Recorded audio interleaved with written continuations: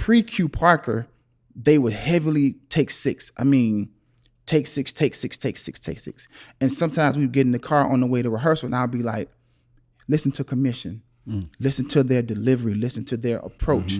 And so when you listen to 112, if you really like just dialed into a lot of the backgrounds, you can hear my influence of commission. And I just really became like, although some people may say Slim is the voice, the identifiable voice of 112, well, I'm the foundation of 112 because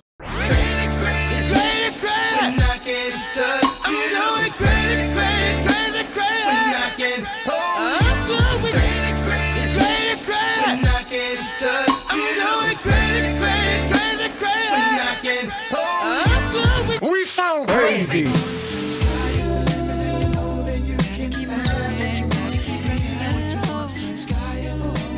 That's in them background vocals. Welcome to another week of We Sound Crazy. We Sound Crazy. I'm lying already. Billionaires in the building. Claude Kelly in the building. What's up? Chuck Harmony is in the building. Bacon for Macon in the building. What's going on, y'all? Man, I'm good. Did y'all hear me on them vocals though, for real? You sound great. I don't think that It was very faint, but we heard you. It was low. It was low. background. Back. Ghost vocals. Well, you know whose vocals was on that song? Our brother's with us here today. He's an artist, songwriter, Yeah, producer, man. philanthropist. He's even managing artist now. You see? Our brother Q Parker's in the building. The legend. What's going on, family? Yeah, man. It's overdue. Man, long We're talking about this for a overdue, minute. man. Founding member of 112, by the way. I got to say that. Absolutely. Founding Absolutely. member. I gotta ask you this because, like, as we were listening to that, like, you could just tell that you, like, just the smile on your face as you was listening to that record. Yeah. He was like saying how it feels so good. Like, what goes to your mind when you listen back to those classics? It's like, man, it's just legacy. Yeah. You know, I'm all about legacy nowadays, and to know that a record is 20 years old or 30 years old or however long, and you still get the same feeling that you had when it was like fresh and a current record. To me, that says a lot about, you know, just your sustainability and just your ability to pay tribute and contribute to the culture. Man, You contributed. You contributed. a me lot. tell you. Yeah. A lot. Yeah. Man, A lot. I mean, that's. Let's start at the beginning. Since let's we're go. talking about founding members, let's talk about Let's go. the founding. Yeah. Is anything off limits? No, sir. Okay. No, sir. Let's go. You heard it here. All right, so let's talk about the founding of 112. Let's just take us back to how 4 gentlemen that can, first of all, sing their behinds off, write their behinds off, produce their behinds off, got together to form 112 that we now know. Yeah, man. So it was godly. Let me just start there. Okay. Because in the 5th grade, I sang in this all-star choir called the Atlanta Area 2 Honor Chorus. And what they did, they would take a couple of different students from each elementary school to make this one unified choir. And as a 5th grader, that's when I met Deron Jones. Oh, okay. And so we sang in the choir for about 2 years. I grew up on a different side of town than Mike, Slim, and Deron. And they were already neighbors. And it just so happened that my parents ended up moving to that side of town. And so when I go to middle school, I'm seeing these guys doing all the singing in the assembly programs and all of the school programs. And I'm like, I remember you. We ended up in the same chorus class. And so Deron and I reconnected. And then Deron says, well, you know, I'm in this group with Mike, Slim, and 2 other guys. But nothing happened because at the time I'm an athlete, man. I'm playing all sports. I'm very studious. I'm like SGA president, and like I'm just very active in school. So my balance was just kind of off. But I watched them, man. So we matriculated from middle school to high school, and they just became like they was on all the programs. And it's a difference when you are in chorus because you're singing the classical stuff, but then they were in show choir. And show choir was like Jazz hands. Right. So they singing all the pop records and stuff. And so the 2 older members ended up graduating, and it just left Mike, Slim, and Deron. But back then, it wasn't really cool to have like 3 members in a group. Although H-Town did very well in groups of the sort, but you had to at least have 4 or 5 because we wanted to like display our harmonies and stuff, right? Yeah. And so one day, man, it just like the stars align. I'm sitting next to Mike in chorus class, and Mike says, "Hey, Q, man, we need another member." And, you know, I was feeling myself, and I'm like, man, I really don't have the time, because I really did it. By the time I got home, I did homework. I played sports all year round, my commitments to the clubs and stuff. And so one day I was just like, I felt Randy, man. I said, all right, I'm ready. Yeah. I went and auditioned, and then I became the 4th member of 112 that's professionally known as 112, because the other 2 guys graduated. And then I was the last member of what the world knew as 112. And so once we solidified the core, the 4 of us, we just started performing in local talent shows all around the city, showcases. And the funny thing is, man, we wanted to be signed to an Atlanta-based record label so bad, because we from Atlanta. Yeah. But it just so happened, man, that wasn't in our cars. And so Puffy came down from New York, and after Dallas had passed on us, Jermaine passed on us, Organized Noise passed on us, Dang. Teddy Riley passed, and we auditioned for all of those guys, man. But it just took Puffy to come down. And I could say that it wasn't even really Puff. It was Faith Evans. It was Faith and Usher. Shout out Fizzy. Yeah, man. Faith, man. She was like, yo, if you don't sign these boys, you crazy. And that just kind of made it official. We saw him in the parking lot. We sang, you know, as he was walking, like, walk with me. So we trying to sing and harmonize. While So he's it's literally walking. one of them stories where you're like auditioning on the spot on the street. Oh, yeah.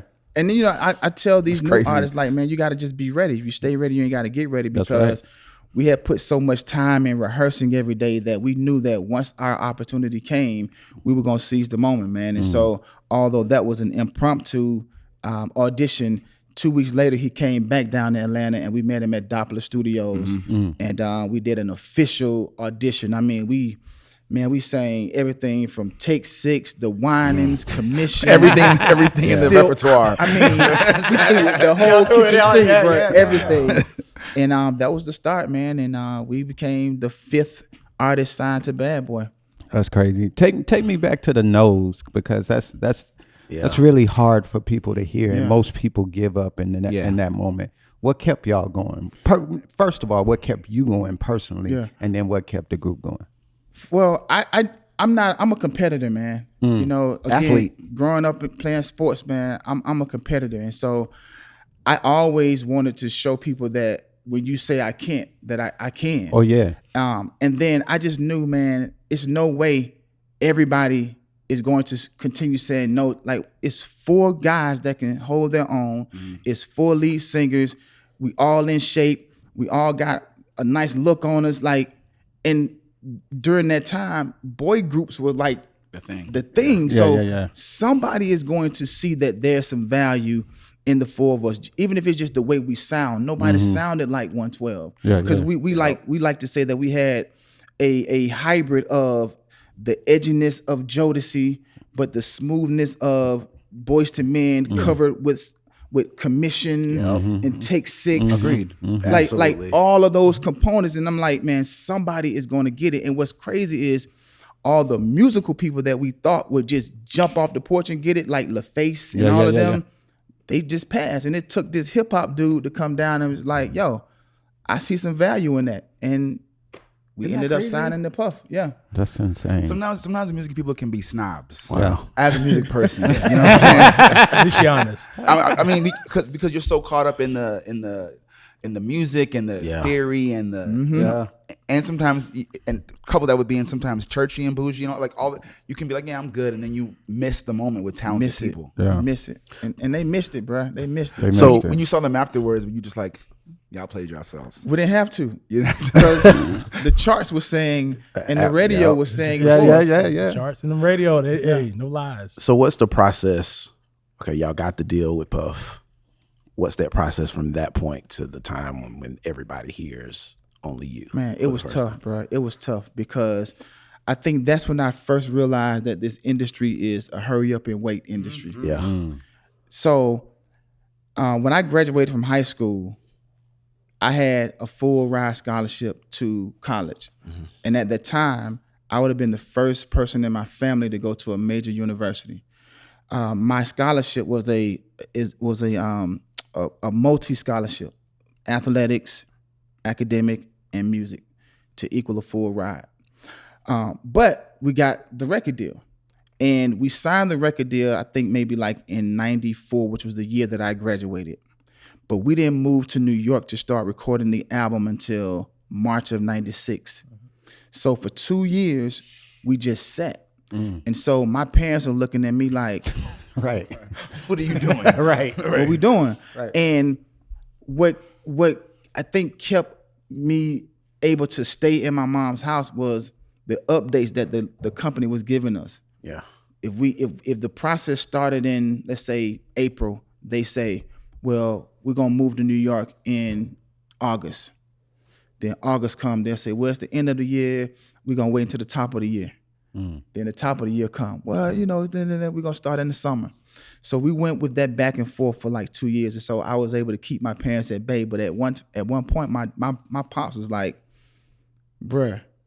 And my parents were the type, as long as you're active, we're gonna support you. As long as you're in a knucklehead, and I was not a knucklehead, man. I did the normal teenage stuff, but I wasn't a trouble. The singing kept me from being in trouble and stuff. And so my parents was always supportive, but at this time, they were both like, you got to get a job or something. You can't continue staying up under our roof and you're not contributing. And I never had a job. I never, like 112 in the music industry is my first and only like job. I had a little cut the grass, that type of stuff, but like I never had to clock in nowhere. So I was just so glad when we finally got the call to move to New York, March of 96, man, everybody was just excited because now we had an opportunity to now go up there and really show who we really were. March of 96. March of 96. That's crazy. So you're in New York, right? And you said you're the 5th act to sign to Bad Boy at the time, right? Mm-hmm. That was a magical time for black music, R&B and hip hop. Yeah. So it's y'all, Faith. Who was around? So the original 5 is Big, Craig, Faith, Total, 112. Whew. Yeah, that's a lineup. That's a lineup. That's a lineup. And y'all all in studios just cranking them out. Yeah, man, just cranking them, man. And the thing that made Diddy so genius was he knew how to leverage one to catapult the next. Yeah. Which is business marketing genius. Oh my God, man! I mean, we couldn't have asked for a better springboard into the industry. Like the Notorious B.I.G. is validating your first single. Yeah, and he gave y'all a verse. Yo, oh my God, it was the verse. Legendary, right? Yeah. Legendary, man. One of his most legendary, I would say, in my opinion, for features. Crazy. Yeah. Only You changed the game. It did. Is there a song that you were able to witness, like a hit that you were able to witness being recorded during that time that wasn't a 112 hit? Ooh, at that time, no, because I go from high school straight to, here's the real. So Courtney Seals, big shout out to Bear, big shout out to Courtney, man, big shout out to K Wells. So they were talent scouts for Tim and Bob. Talent scouts, remember those? Wow. They were talent scouts for Tim and Bob. Tim and Bob were signed to Dallas as producers. And so the original idea was Kay and Courtney bring them to Tim and Bob. Tim and Bob is going to assist Kevin and Courtney in grooming us. And so originally we signed a 90-day, what was it called back then? Like just like a 90-day agreement, just so that we can groom, so that they could see if they wanted to sign us or not. And so I have to give so much credit, man, to Tim and Bob, because as raw as we were, they were the first instance of us doing some actual professional studio work. And they kind of helped even cultivate the rawness of our talent, showed us how to maneuver and navigate throughout the studio and how to properly like stack and layer songs. And although we were a self-contained unit, they knew that we were gifted enough, and just they kind of poured into us, man. And so I can't tell the story of Q Parker or 112 without mentioning Tim and Bob, man, because they were so instrumental in just our musical development. So that when we met Puffy, or when Dallas passed on us and we were able to audition for Puffy, then we were kind of like seasoned enough just by going through Tim and Bob. Kevin is like a master. Kevin Wells is like a master artist developer, man. So he cracked the whip on us every day, rehearsal, 8-9 hours, divine. Like we was gonna be ready for whenever that opportunity came, man. And so to answer your question, I didn't really know how to identify a hit. Like we know that that's it until like later on in the career. I got a song that you were on that he was around to hit. I'm gonna help Q out here. You remember this record? Early on.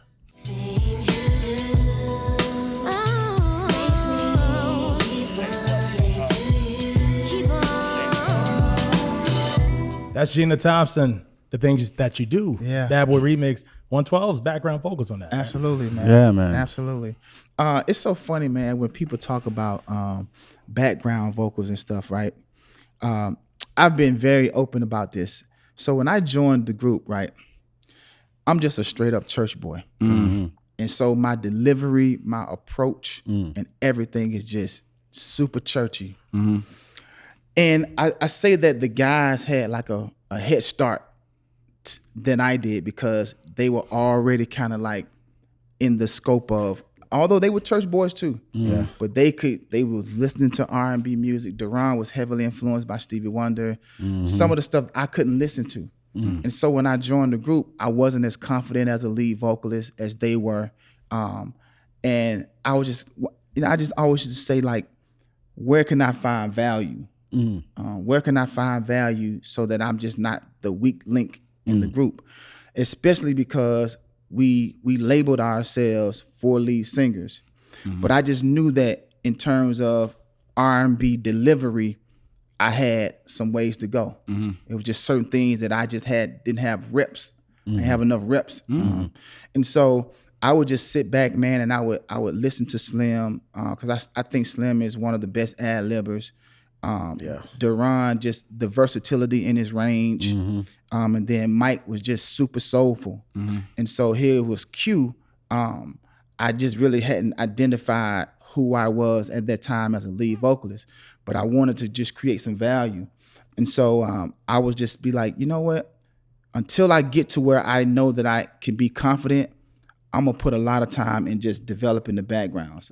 And I knew that by being a student of Commission and Take 6, I knew what I wanted to do. And I remember we would be riding in the car, and pre-Q Parker, they would heavily take 6. I mean, take 6, take 6, take 6, take 6. And sometimes we would get in the car on the way to rehearsal, and I'd be like, listen to Commission, listen to their delivery, listen to their approach. And so when I introduced Commission to the group, and that was who I grew up just idolizing, Mitchell Jones and Park Stewart, like Fred, like just the way that they harmonize and everything. And so when you listen to 112, if you really like just dialed into a lot of the backgrounds, you can hear my influence of Commission. And I just really became like, although some people may say Slim is the voice, the identifiable voice of 112, well, I'm the foundation of 112 because where I wasn't as a lead vocalist, I wanted to make sure my presence was felt with the backgrounds. And so a lot of the times I laid all the backgrounds. I laid all of the harmonies along with Duran because, I mean, he would play some stuff and then I would emulate it. But you can definitely hear the influence of Commission, the Winans, all of those guys. But it just took me a minute, man, to really get to the level where I could confidently say we were all 4 lead singers. And I got to give a lot of credit to Diddy too, because from a marketing perspective, Diddy was like, you got to be on the song. Go in there and sing a verse. And man, it would be the most nerve-wracking thing in the beginning because I ain't really know how to ad-lib. When it came time to doing ad-libs, man, I was so nervous. Ad-libbing is, people understand, ad-libbing is not easy. It's not, man, it's but not. there's a science behind it. Right. There's a science behind it. I tell people, man, either you're gonna lead the chorus, you're gonna repeat the chorus, you're gonna sing along with them, or you just gonna do something that's off the wall. It's a simple method if you are like paying attention to like what's going on.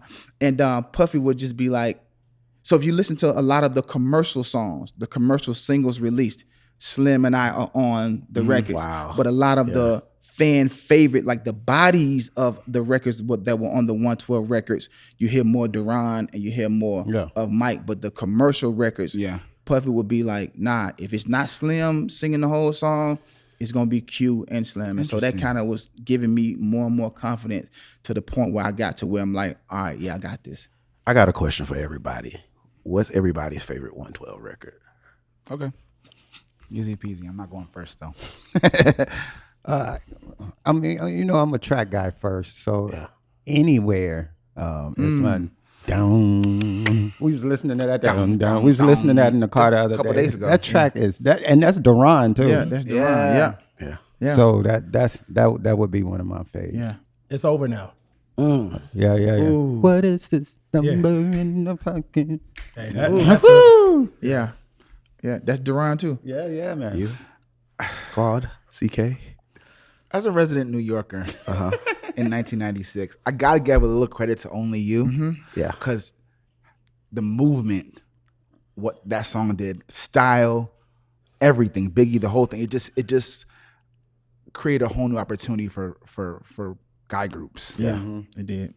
And I was like, me and my friends were like, well, we could do it. We could be ourselves and be hip hop and be R&B and harmonize. That wasn't quite what was happening. So there's other songs I love, but I want to just give respect to the OG that set it off. Yeah.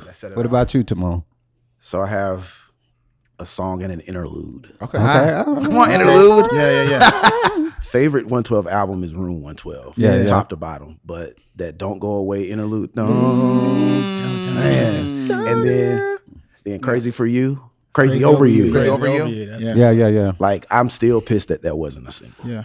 We got to give an honorable mention to Peaches and Cream. And I'm sitting there like, so I guess say Cupid. Cupid. The disrespect to Cupid in the room. Yeah. Cupid is a classic. I like when you redid Cupid too on your solo record. That was fire. Appreciate it. Basically, what we're saying is y'all got too many hits. Y'all You know got what I'm saying? Nah, I mean that's definitely a blessing, man. It's like, you know, to be able to say like you have over your career 10, 12, 13 recognizable songs. Yeah. By name. Yeah. That's nothing to like just glaze over. No. And when you're doing it, you're just ambitious and aggressive. But then when you actually live some life and you realize how hard it is to have that kind of career. Absolutely. It's actually a miracle. Man, it's a miracle. It's amazing, it's crazy. Dude. It's amazing.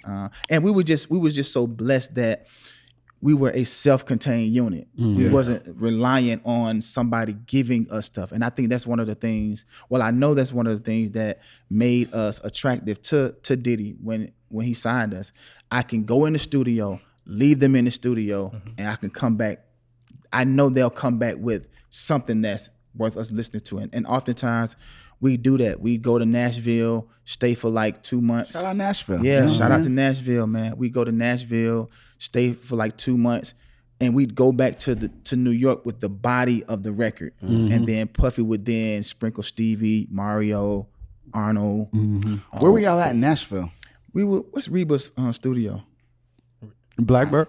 No. That's Martina McBride's studio. Sorry. Reba McEntire's studio. I forgot the name. Wrong country we star. did 2 albums in Reba's. People don't know how much R&B was created in Nashville. Oh yeah. I was about to ask why Nashville for the Visit Music City people. Why Nashville? Because we wanted to get away from Atlanta. Because we knew that if we stayed in Atlanta, the focus wouldn't be there. Wow. And we didn't want to go to New York either. Focus wouldn't be there either. Focus would not be there. You'd be And so busy. it's far, but not too far where guys can come home every weekend. But we'd make sure that Monday through Friday, it was just about us locking in, being creative. And again, the foundation of all of those records were done in Nashville. And then Puffy would just sprinkle his take that. We sound crazy.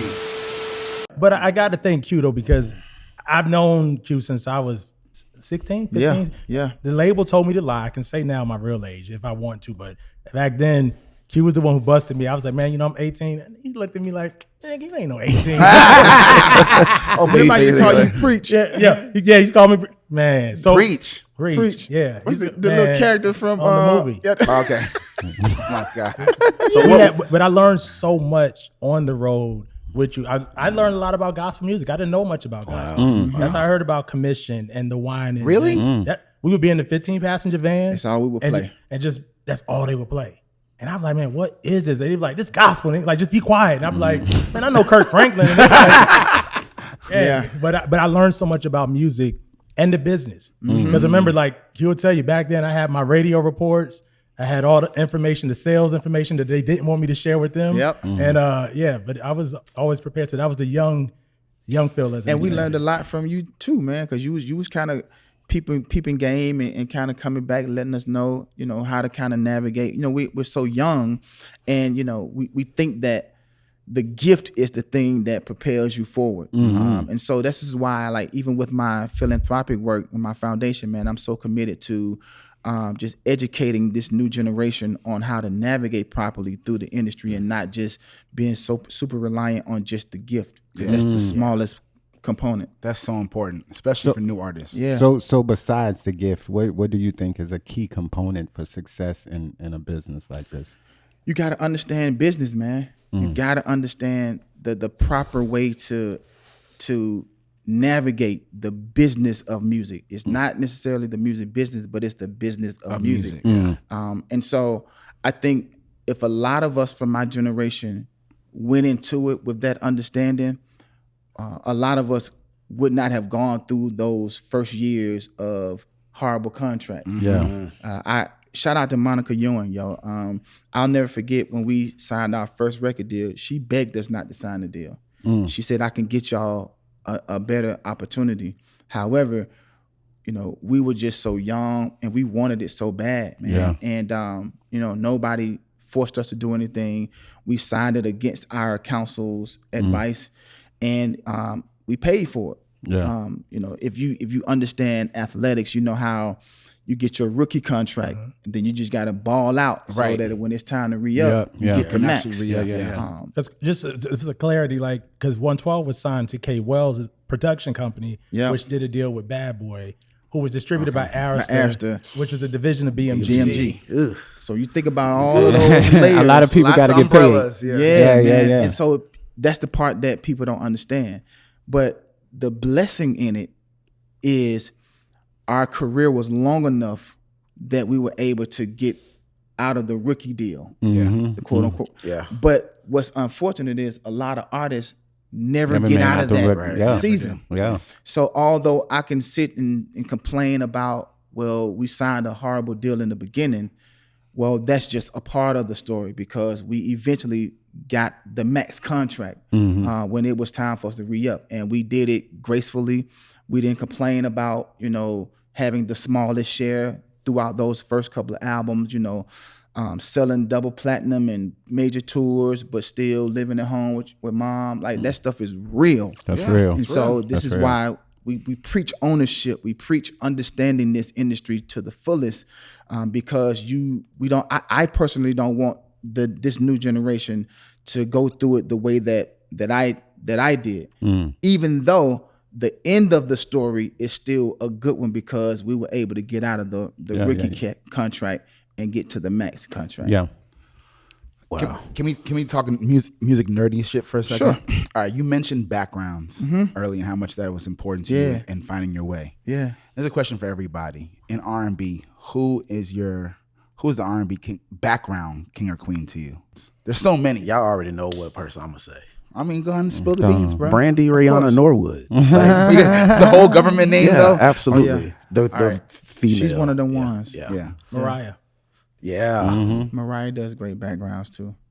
I would say Shantae Moore as well. Her backgrounds are she's dope. Fire. Yeah. I said mine yesterday, Deborah Killing. Yeah. Oh man. Whew. Yeah. Go back and listen to a lot of them female records. Deborah Oh, Killing's on. Ooh. The fourth member of TLC. Man. Who you got? I was gonna say Faith, because them backgrounds are crazy. Yeah, Faith background. But someone I mentioned yesterday also who don't get enough credit for her backgrounds is Janet Jackson. Because it sounds simple and her voice is light, but there's a lot going on if you listen to those albums. And I've never really heard them. I've heard Michael Jackson stuff, him too, but I've heard his stuff isolated and soloed. But Jam and Lewis don't really show you behind the curtains as much with her. But if you know, Like listen to Come Back to Me. It's just like stacks and stacks of harmonies and stuff in there. But see, if you think about it, so you think about Jam and Lewis, then you say Tim and Bob was influenced by Jam and Lewis. Tim and Bob influenced Q Parker and 112.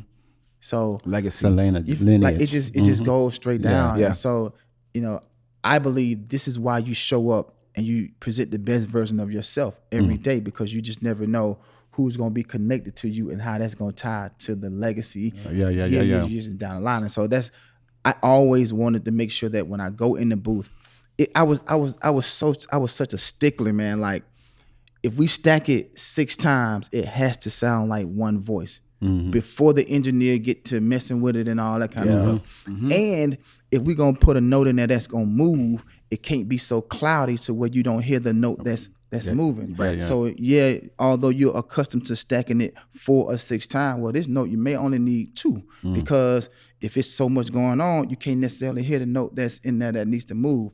And so there was a lot of trial and error. But man, I tell you, man, I spent so much time just making sure if I'm not going to do anything, you're going to be able to recognize 112 from 2 ways: Slim's voice, and them backgrounds. Yeah. And we wanted to make it to the point where I know when I went in there to stack our backgrounds, I didn't want Drew Hill to be able to duplicate it. I didn't want Jagged Edge to be able to duplicate it. Competition. Or the next group that's in the garage. rehearsing. I wanted them to be like, did you hear that? Yeah. Nah, because just moving. And we weren't just doing 1-3-5 the whole way. Nah, we was throwing some dissonance in there, some circle of fifths. That's what I do on my album. We got it. We sound crazy. Find that I'm still in love with you. Searching and searching, looking for better. You Complete Me. Yes, Kelly sir. Price featuring, I guess, this week, Q Parker and Deron Jones. Yeah. I love that song. So you're in the group. How did you start writing and doing guest vocals outside of 112? Because you were in 112 at that time. Yeah. That's off Kelly Price's first album. So initially, like that started just being at Daddy's house, because That's anytime Puff Studio, by the way. if you don't know. Puff Studio. Daddy's house, Anytime the MIDI room was open, Deron was gonna be in there, and you had the option whether you go back to the apartment or you just kind of hang around. And Deron was a studio rat, as they call it. He stayed and slept and all of that. But then there were times when I would be like, I want to kind of hang out a little bit too.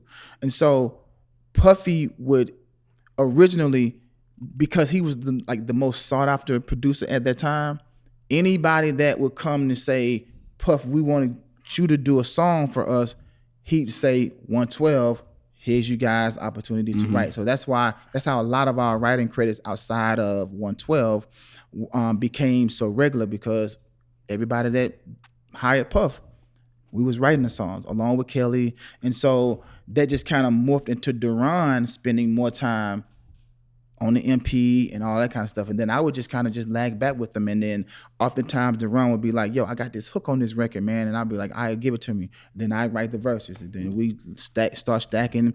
And he would just call me one day and be like, hey, yo, Kelly is getting ready to record the record we did. I'm like, I bet. So I went to the studio, and he and I just formed like this duo, man, where we would just start doing stuff on the outside of the group. Man, that chemistry. That chemistry. Yeah. It led to another record years later. Remember this one? Yes, sir. We sound crazy. As much as you accuse me of cheating, I might as well have lied to you. As much as you accuse me. Story of my life. Should've cheated. Story of my life. My testimony. That was written by you and Deron. Yeah. And people don't know that record was initially for another artist. NeWFAM. Oh, I love NeWFAM. I hope NeWFAM is still mad at all of us to this day. Man, and NeWFAM Keisha did a thing. NeWFAM crushed that joint too. She's saying that song. NeWFAM has one of the most special tones in her voice. Laundromat was my joint. That was she has a special tone. Laundromat. That I would love to hear that version. You have that version? I don't have that version. Yeah, we got it. You got I don't have that version. I would love to hear that version. She cut the record and it was going to be a bonus track on her album. And then I'll cut to Keisha coming. What video shoot? Was it Hot and Wet? One of those. Yes, Hot and Wet. Yep. I'll let you tell the story from here. I know, I'm just. Yeah, so Manny, I think he knew that Duran was doing production, and he and I had formed like this partnership, Duran and I, and we had this record that was originally recorded for NeWFAM, and they didn't want it, and it was just sitting there, and so we play it for Manny. He's like, "Yo, Keisha flew down," and at this time, Duran had a studio in his basement, and they came over, cut the record, and what's funny, man. The releasing of the singles on that album, it was Change My Mind. I Just Wanted to Be Over. And so we just kept saying to Manny, like, yo, y'all slipping on the Cheated record. That record is a record. And at this time, I kind of know what a hit record is at this time. Yeah. So we like, yo, and we just kept leaning on them, but they were just moving slow. And but they were complaining like the record wasn't really achieving like they wanted it to do. And it took for I Should Have Cheated to really like joke the record, man. And so from that one came Love, and then just out of here. All R&B classics now. Classic. What do you remember about recording with Keisha though? Man, it was a real smooth process, man. Like what I love, man, as a producer, as a vocal arranger is and a vocal producer is I love when an artist is assured with what they do best. Oftentimes, you go in and as a vocal arranger, you give guidance, but I don't want to tell you what to do. Like I could put you in the ballpark, but I want you to take that template and then make it into who you are. But also having the know-it-all to know the limits and when you can actually push an artist to do more than what they may be comfortable with. So I leave a little room to like just kind of push them out of their comfort. And in terms of receiving the guidance, man, she received it well, but she just knew, like she knows when she's in her Keisha bag. Yeah. And man, she delivered the record. And it's funny because coming off of hearing NeWFAM's version, where NeWFAM is just a singer. Yeah, precise. Like she's just a singer. And not having demo-itis and having to disconnect from NeWFAM's delivery and allow Keisha to really interpret this record the way that she needed to, man. And she made it. And they two different records. They two different records, man, but they both feel what they needed to feel. And she killed it. Damn, I want to hear the NeWFAM version. We got to give us a copy, man. I'll send it to you. Send us the NeWFAM version. Is there? I feel like every artist has a song that they might not have liked when they first heard it, or when they were in the process of like putting a song together, and then it becomes this smash. Is there a song that you or the guys were like, this ain't it, and then it becomes Only You? What? So you sat here. It's usually the first single. It's Only You. He sat here and watched me say it's my favorite song, knowing good and well he didn't like that song. But watch this though. When people ask me my favorite song, I can never answer it from a favorite perspective, but I answer it from which is the most special. And the most special to me is Only You, because it started the whole movement. Yeah. But recording the song, so let me set the tone for you. When we were in the studio, Puffy would just come in and give us 3 minutes of an 8-bar loop. That's it. And just figure it out from there. So mind you, all we hear is this is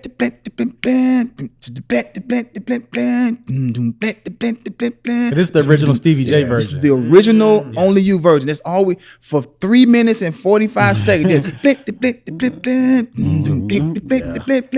Right? And so we're sitting in there and we're just like, okay, what do we do? Now, this is the beginning of us professionally writing songs. We've been writing songs at Duran's grandma's house for years. Right. Professionally. And so we just sitting there. And so it's kind of like really sticking us, kind of like lost a little bit. And so when you listen to Only You, I'm gonna give you a whole nother angle to listen to it from. We had to musically do things with our voices that gave us energy to keep progressing in the song. Yeah. Because after you heard the loop 2 times, I'm now disinterested. I'm not interested no more. So if you think about it, we had to do all of those things to just keep us interested and locked in. And so I'll never forget, man, we came up with oh, I need to know, right? Yeah. Hello. Did the whole thing, right? That's a song, ladies and gentlemen. We did the whole thing. But I got a funny story to tell you about that too. So we write the whole song. We presented to, now shout out to DJ Rogers, Stevie J, and the whole Hitmen team, right? We write the song. At the time, the process was you write it, Puff come in after about 4 or 5 hours or whatever he's doing and be like, let me see what y'all got. So they hit play. He's like, nah, that ain't it. So we like, all right, cool. He say, give me something else. He goes away for about 2 more hours. We come up with like 3 different versions of that song. Totally different. Just flip the script. He ain't like none of them. So we said, we gonna fix him. Go back to the first one. Oh man. Go back to the first one. He come in there. Oh, what? That's it. That's it. Yo, that's it. I mean, if you know Puff, man, you know how he get in the studio when he really likes something. Yeah. I mean, he lost it. That's it. Oh my God. And so that became the version that everybody professionally heard. But the funny story was, as I told y'all, like I was just trying to figure things out, right? I'll never forget this, yo. Michael Keith, he used to always tell me, silence the lamb, right?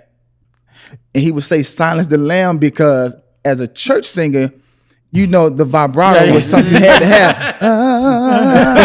have. And my vibrato was heavy, yo. And so anytime we be in the studio, he would be like, Kid, Q, silence the lamb. Like, control the vibrato, bro.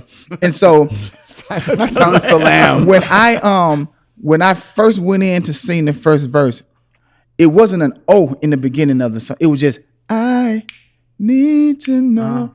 And so I was just like, and I'll never forget, Mike was like, Q, bro, it's just, you coming in too hard, man. Like, you gotta finesse it better than that. And so that's when that's when that came to becoming what is now like the staple entrance to this classic song, man.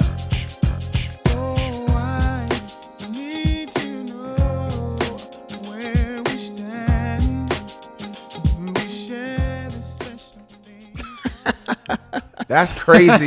And yo, we were so uncomfortable in the video, man. Like, really? We church boys, man. So all I know how to do is the church rock. That's it. Yo, and then Puff would be like, yo. Not the church rock. I gotta go back and watch the Did video. you have on some silk or some type of? It was white. It was satin, baby. Satin. It was satin, yo. And listen, man, we wore them satin suits, man, when it was the summer jam outside. I mean, hot, or if it was inside. But man, I would get so nervous, bro. 2 things that used to make me nervous are in the beginning. I killed them shits now, but in the beginning, ad-libbing. Yeah. And when it was time to do your solo performance in the video. Yeah. And when Puff or Divine would be like, all right, freestyle. Freestyle.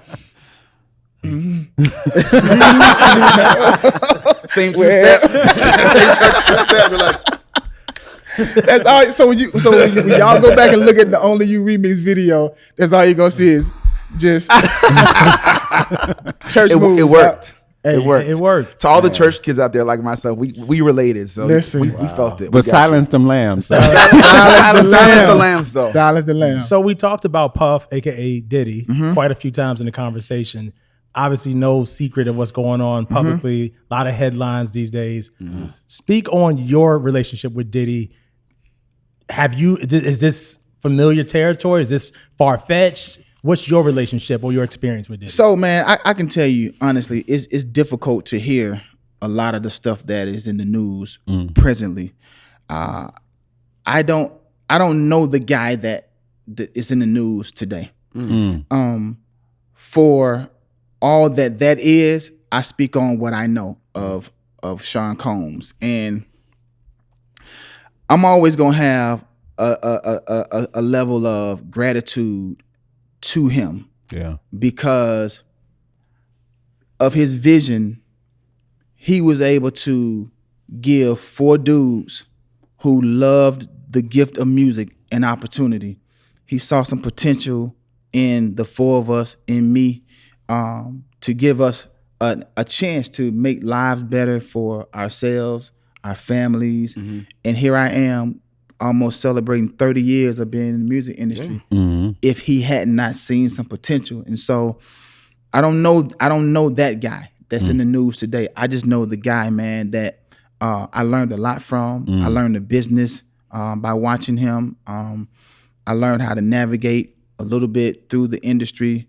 And he taught me and my guy and my brothers, man, a lot about the industry. And so again, my heart hurts with the stuff that's going on today, because I don't really know that guy. I just know the guy that I'm gonna always give love to, and it's almost like I've learned how to separate what I know of the guy versus what. It's almost like the conversation when they talk about, is Kobe the greatest? In my opinion, he's my greatest. And I tell people, I say I wanna just talk about his on the court performances. Right. Anything that happened, I'm not putting that into the equation when I have the argument about who's the greatest and all of that. Because I know when he stepped on the court, he balled. Right. And so when I talk about Diddy, I like to keep it on just my relationship and what I know about him. And it's nothing. I don't know that part of him. Are y'all still in touch? Man, I talked to Puff probably. We haven't been recently, but prior to all of this stuff happening, we would talk probably once a month. But I'm the guy that I'll send out random texts. Hey man, I love you. Don't want none. Just sending love your way and praying for you and all that kind of stuff. So. And is it true that Puff gave everyone their publishing back? Were you a part of that conversation? Yes, sir. Absolutely. Wow. Yeah. Absolutely. Wow. And I'm just always, man, I'm a half full type of guy. I choose to be optimistic. And so one could say, well, dang, Q, man, it took 25 years for you to get that portion of the publishing that he had. And I want to be clear. He never had my entire publishing. 50%. He only had 40%, actually. 40, really? It was only 40%. Okay. And so I've learned to live. Now, I've done a lot of great things. And so my royalty checks are really nice. Of the 60% of my royalties that I have been getting for 30 years. And so, yeah, I can complain about the 40 that I didn't have, but I don't. I enjoyed the 60 that I've always had. Now it just makes it a lot greater because now I got 40 more percent to add to the Q Parker legacy. And so I'm not crying over what didn't happen. I can just rejoice in the fact that I now have 100% of my publishing. And so now my grandkids and my generation now has 100% of their Q Parker's work. I love that. Speaking on you being optimistic, recently you posted a video of, you basically just wanting. I like how you transition. That was so smooth. You wanting the guys to get back together. And I know I've gone to some shows recently. I know when my mom came to that. The 56 shows? Not 56. I don't want to say it. I don't want to say it. 112. Half of 112 is 56. I remember taking my mom to a show. And that's 56 on that stage. 56 show. It's 56. I can't let you do Q, that. here's the thing. I'm out. Q, it's 56 on the stage. No, bro. it's just half of them. Which is 56. Yeah, but it's just half of them. You got 112. No, but like it was my mom who was like, "That's not the original group," because you see 4 guys on stage, but it's only 2 with mics in their hands. Yeah. And so I'm like, because we're in an era of people getting back together, and doing shows. Like, just one, what happened? What happened, Lord? And then 2, will we ever see the 4 original members of 112 get back together? That's a good question. So what happened is, when you start off so young, you have this mindset that everybody wants to do the same thing at the same time during the same season. it becomes an all-inclusive. Let's go get ice cream. Let's go to the movies. Let's move to New York. We all are just kind of, but when things start happening, you know, you start having children, marriage, and priorities shift, right? And I think this is one of the reasons why there has been throughout history friction when it comes to groups whether it's female or male, because priorities shift, life happens, life start happening, and then people are looking at other members in terms of output when it used to not be an issue because we was all just, and so I think a lot of those things were just building and building and building. And then in 2018, man, we kind of came to a crossroads where there were some instability in like our business. And I personally questioned one of the employees that worked for us. And when I expected my brothers to rally with me on questioning said individuals, didn't get that. And at that time, I knew that I could no longer be in a situation where, I wasn't being heard, because let's not get it twisted. All y'all work for me. And when I don't have a voice as the boss of this entity, 1/4 of the bosses of this entity, then it's maybe time for me to just kind of step away. Slim and Mike decided that they wanted to stay. Deron and I decided that we couldn't do business like this any longer, which is why we decided to take a step aside. Now, again, I'm the optimistic thinker, right? And so I don't like the version that's out there. 56. I don't like it. Phil, stop disrespecting my group, man. It's 56. Last time. You got one more. Don't get it out. You got one more. Go ahead. You got one more. Someone play commission, Lord. And so I don't like it either. Yeah. You know, every time there's a performance, I get the DMs from fans. Of course. I'm sure Deron gets them. However, I will say this. When you are a man, you have to make certain decisions. And you have a lifestyle that you have to maintain. You have responsibilities. So I don't like what it is, but I can see how a person has to make a decision to continue to support and live their lives. Yeah. And so them deciding that, well, we're just going to go out as Slim and Mike representing the brand, I see that they had to make that kind of a decision so that they can continue to support themselves. It just was something that Deron and I was not going to be a part of. But here's the blessing in it all. The blessing in that 2018 to now season was I got a chance to fall in love with Q Parker all over again. Yeah. Because it gave me some time to go in the shop and just fine tune some things that I needed to fine tune for Q Parker, the individual. Find my love in the philanthropic space, so now I can create opportunities for the next generation. I don't know if I was still a full committed member of 112 if I had the opportunity to develop and scratch these other itches that have been desires of mine, because it's a very demanding partnership. And so I'm grateful that I had this time to develop the Q Parker brand and to spend some time with myself. But I do believe that it's time.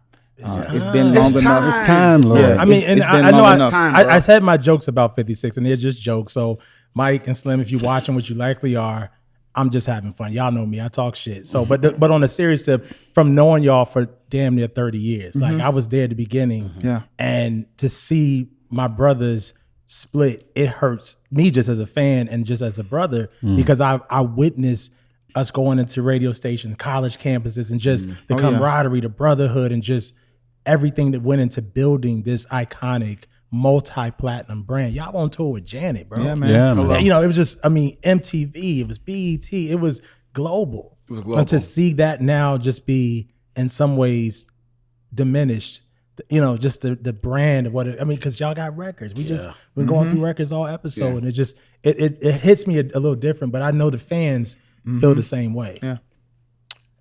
Time, man, is just undefeated, and you can create something, but it never you can never forget the foundation of where it came from. No matter what I do as Q Parker, I'm still Q Parker from 112. Yeah.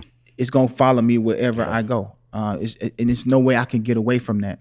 And so I believe that as we're approaching almost 6 years of the separation, I think that it's time. And so when you see me go on my social media and I'm asking Slim and Mike to give me a call, it's not about, trying to do music. Yeah. It's just we need to mend the brotherhood. Yeah, man. And when you saw that post that day, it was the same day that Irish had passed away from 702. Yeah. And that morning, one of the twins of Jagged Edge was in like this crazy car accident. Yeah. And so his car is just mauled. Yeah, it's a crazy. And I'm just sitting there, it's a Sunday, man, and I'm just like, you know what?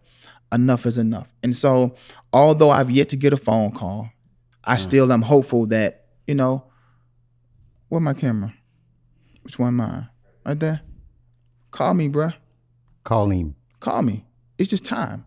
And if I feel like let's work on the brotherhood. And when the brotherhood is there, the music can't help but come, because that's what we do. When the four of us get together, Man. angelic voices, man, unite. It's like Voltron, bro. I just gotta chill with you looking at the camera and saying that, because I feel like it's gonna connect. Yeah, I'm hopeful. I'm hopeful, man. Life's too short. It's time. But then I'll say this too. I'm gonna go a step further. I'm gonna say to the promoters, stop booking that shit, bro. If y'all want to see the reunion of Q, Mike, Slim, and Deron, y'all keep booking them. And I'm not saying that to take money out their pocket and out of their mouths. I'm just saying to the promoters out there, book the original members. Yeah. And be a part of the solution, because you continuing to book something separate is only prolonging any type of reunion from happening. So, man.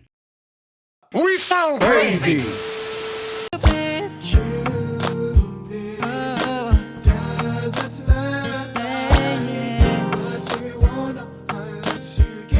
Let's take off the music hat. Let's put on the business hat. So me and Claude, usually every day we play this game like, who would you sign? So I want to do the boy group edition of Who Would You Sign? okay. Oh God. H-Town or Shy? Who would you sign? If I had to choose, if you told me Q, you have to choose one, I'm gonna say H-Town because of the Dino effect. And I mean, it may be it's a slight margin, like it's like 1A and 1AB, like it's not a landslide, but Dino was just him as a lead vocalist was just so captivating, man. Oh man, Dino was a problem. Ooh, Silk or Blackstreet? Ooh. Okay, so with that, I'm gonna say Blackstreet because I'm gonna always go with the producer that's inside the group because now we self-contained. Teddy Riley. Teddy Riley, man. Yeah. Jodeci or Boys and Men? Oh God. I gotta go with Jodeci, man, because of Devontae.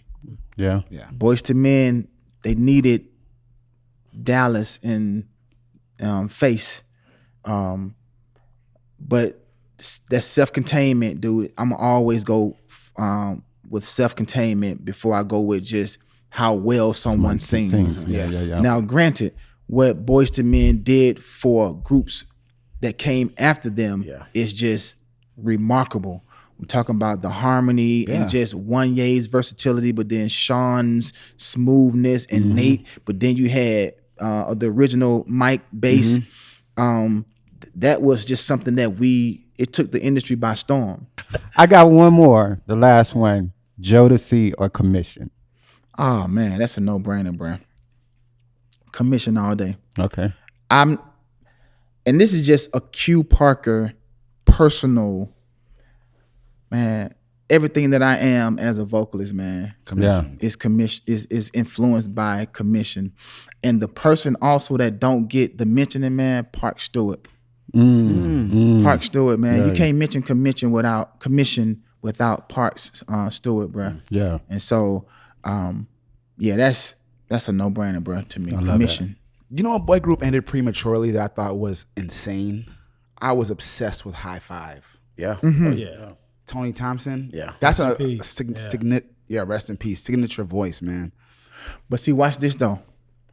I'm still gonna say 112 over all of them. Yeah. And I'm gonna As you should. and I'm gonna tell you why. Not because I'm a member, but when you talk about the greatest groups of all times, I'm immediately going to say New Edition because of how they were able to extract and create other successful brands within that's never been done. Yeah. But when you're talking about pound for pound and tailing of the tape, ain't no other group out there that can go every last member man to man. Now hold on a second. You know what I'm saying? You done made a point here. You know what I'm saying? Yeah, because As Yet coming up short. Not as yet. No, for real talk. No, you're right. No. Hold on. No. Phil, stop. You're not wrong. He's like let's leave it no, on the table. Let's leave it on the talk table. my shit. Let's Yeah, put it on the man. table. No. Man to man. Okay. Me against you, then the next man against the next man. Member to member. Next man against Yeah. Man, that sounds like a show I need to develop. Like, somebody gonna have to throw the towel in. And it ain't easy, man. Like, it's not easy to be able to perfectly blend with the person next to you. Right. That's a skill you have to work on. Exactly. If you too loud and I can't hear the dude that's next to me, you too loud, bro. Too loud. Like, Wanye's kids. One more. Oh, yeah. Signed, produced by Gotta Mary. get them Mary J. props. Blige. Yeah, they can sing. Got to get them props, man. It's a couple of them that I mentor now, man. Big shout out to Final Draft. But I do some mentoring too for some aspiring groups and aspiring artists, man. So so you developing and managing now. Yeah. Current day. Like, let's talk about today. What you working on? man, so I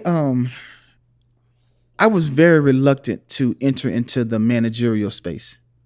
Just my own maybe insecurities or whatever. But I always said that it would take a special individual to get me to put on a manager's hat. It ain't like I don't know the business. I've been in it forever. I have the relationships. I have the network and the connections. So I could be a successful manager, but it would just call for somebody truly, truly special to bring me into that field, man. And Crystal Nicole, I've been friends with her for I love Crystal. for almost 25 years. Yeah, man. And we've courted with the idea of just working together from a business standpoint. And then a couple of months ago, she was embarking on this new project, and we were just kind of creatively talking. And that's how we would do. Whenever I do records, I'll send them to her to listen to them. Whenever she do records, she'll send them to me. And on one of our exchanges, we just got to talking about how to market it, how to promote it, and you should do this, and what about da-da-da-da. And she said, Q, why you just won't just help me and just be a part of the team? And she caught me on the right day, the right conversation. And I was like, you know what? Let's go. And so I'm just going on this journey with her. And she's special enough, man, for me to make that type of an investment, type of a commitment, because she's different, man. She's different, and she's done so much as a songwriter in this game, and it's finally her time to really get the shine, man. So we just did a deal, and really excited about her opportunity. I saw that picture. Congratulations. Thank you, man. Shout out to Crystal Nicole, the Crystal Nicole. And there's a Q Parker solo record number 2 in the works.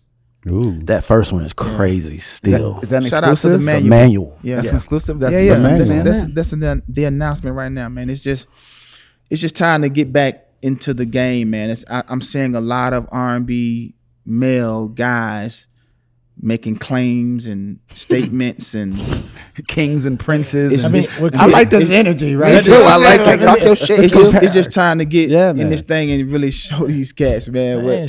But here's the thing. I need you to really kind of take your health seriously, because it's like you really let yourself go over the years. You got to work on that part. Got to work on that, bro. Like, I mean, this brother, he looks like 96. He told you he was an athlete first. Yeah, man. One thing I pride myself in, man, is K Wells. He was a stickler, man, about presentation. And if you're gonna be a certain type of artist, you cannot spoil the fantasy. You can't ruin the vision. The visual. And I see that so often in our industry, where cats had records 15, 20 years ago that it suited well for you to look a certain way as you were singing certain songs. Well, now it's 15, 20 years later, and the song is just now a hit because the disconnect from what I visually see ain't adding up to what the record used to be. And so Kevin, he's always just preached that, and that was one of the main components that I just like gravitated to. And then that's the competitive side of the competitive nature that I have into me. So, one thing I'm always be is my health is always top priority, and my instrument, man. I love the fact that people say, Q, you sound just as good today as you did back. And a lot of artists can't say that because they have not taken care of their instrument properly. But you don't drink, right? Nah. Yeah, I never know. He doesn't drink or smoke or none of that. And I remember the time that Q caught me smoking when I was on the road, and he checked me. I sent me to my hotel room. Yeah, do you remember that? I do. I do. Q was reprimanded me. Got sent to the hotel room and like, hey, bro. Think about your actions. Yeah. I just never understood, man, how if this is my livelihood and this is how I make money, this is how I provide for my family, why do I knowingly do harm to the instrument that I rely on so much? And so, but knowing what the industry puts in front of you, it became like the culture of the industry. And I'm just glad that it was never my thing. And so today, as a 48-year-old, my voice is in tip-top condition because I just haven't misused it. Yeah. And I'm proud about that. That's awesome. Responsibility.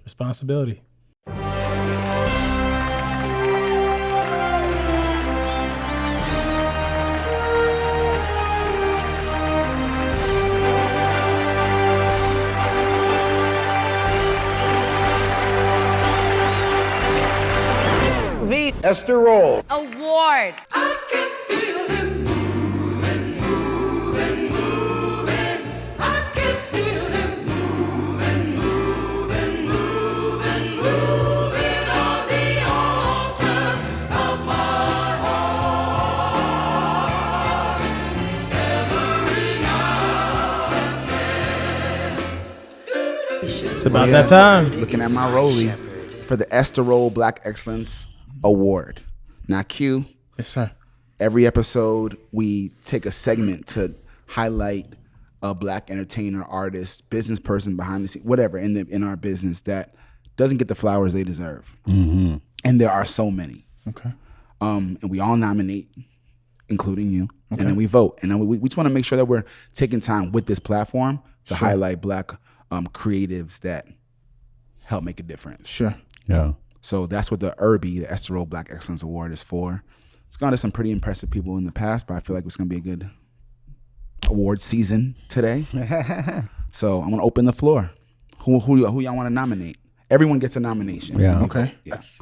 I have somebody. I don't know if this person made it before, but on the way here, I was listening to the remix for Anita Baker's I Apologize.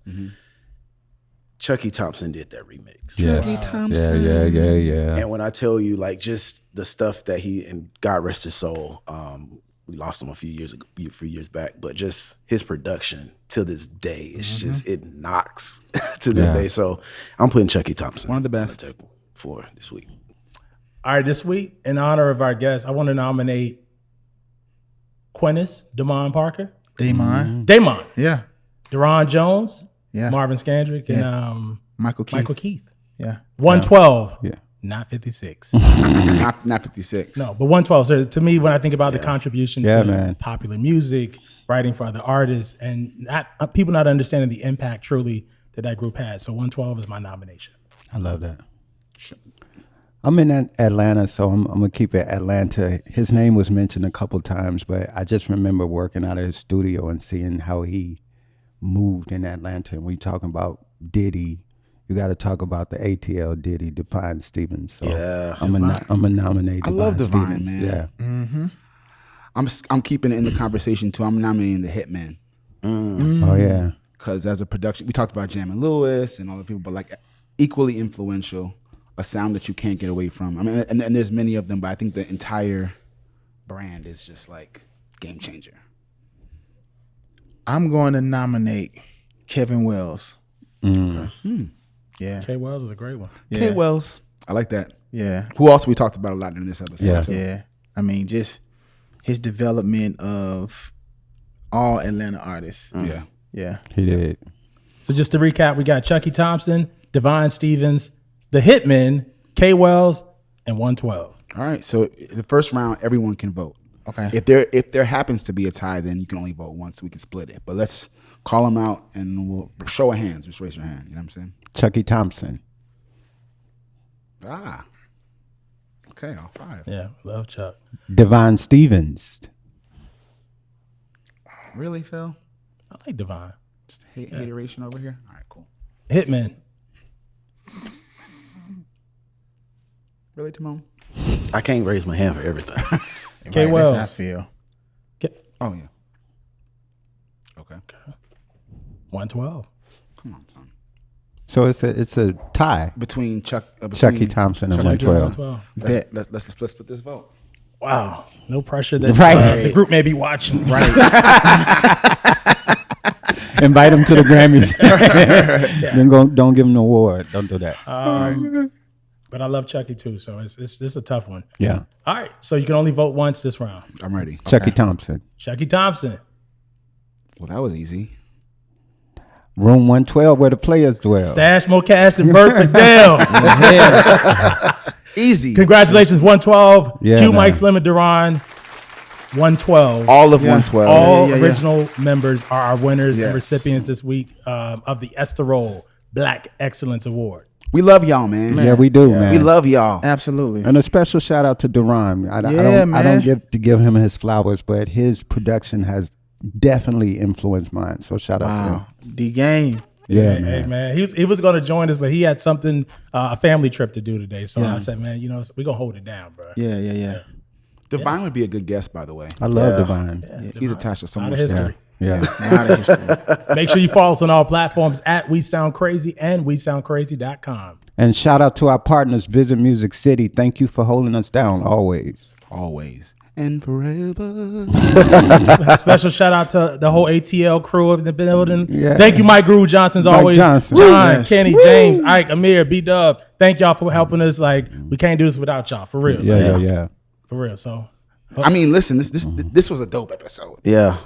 You can always come back, Q. Absolutely, man. Please have Come me back. visit us in Nashville. Come Oh, to that's- Nashville. We already know that. We going to say it on the happening. mics because Yeah. we've been talking about it, but come to Nashville. Come to Nashville. Yeah. because we're working on my album, Q. You ain't gonna stop my dream. This just in, y'all. Phil Thornton is an artist. Is. But nah, man. I appreciate the platform, man. Again, lastly, I would say we do some amazing philanthropic work. Yeah, we want to touch on that. Yeah. My foundation, Q Parker Legacy Foundation, we believe in the kids. We believe in the senior citizens. So our approach, man, is dual. It's the children, developing and nurturing the children that are interested in the entertainment industry, but then also loving on our senior citizens community. So QParkerLegacyFoundation.org. I love that. Yeah, man. Giving back is the best part. Absolutely. You have Yeah. to. That's amazing. Take us out. What song you want to take us out with, Q? Is it one of mine or Whatever you want. Whatever you want. Let's go with my version of Cupid. Yeah. Let's go. A classic. A classic. Thank you, Q Parker. Absolutely. Thank y'all. Till next week, y'all. We Sound Crazy. We out of here. Peace.